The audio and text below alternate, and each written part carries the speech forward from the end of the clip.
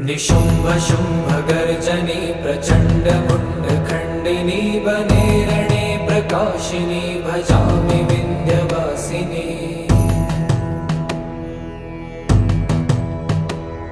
त्रिशूलमुण्डधारिणी धरा विघातहारिणी गृहे गृहे निवासिनी भजामि विन्ध्यवासिनी। दरिद्र दुःख